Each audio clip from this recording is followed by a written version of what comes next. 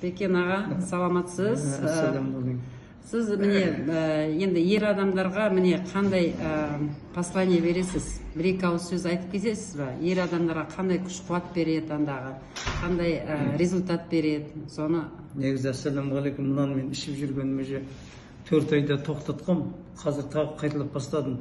Сол 4 айдың ішінде мынау фульфагуминовый комплекс. Фульфагумин бұл жаңағы батпақтан жасалған дәрі. Қазір енді бұны мен сіздерге айтарым, бұны дені сау адамда ішу керек.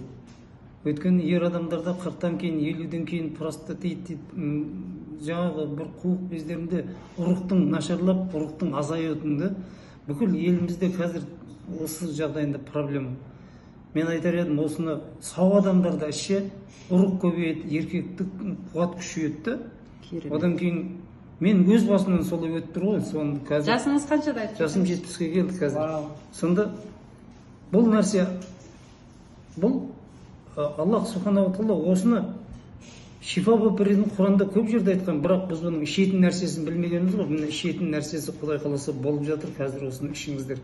ФГК, иә? Ауырып дәрі іздегенше ауырмай тұрып шифа іздеп осындай нәрсені амалдар қолдану керек адам. Дұрыс айтасыз. Бұл нәрсе ер адамдарға өте керек, күшейтеді, әрі жаңағы жасартады организмді.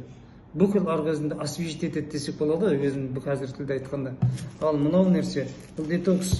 Осының жаңағы өлтірген, жасартқан нәрселерін қалпына келтіретін, сыпыратын нәрсе екен. Иншалла. Екеуін бірге қосып ішу керек, иә? Қосып ішеміздер, әлхамдулилlah. Енді врачтар бар, қазіргі телефондар бар, алып консультация алсаңыздар болады иншалла. Машалла. Рахмет сізге, Бекен аға.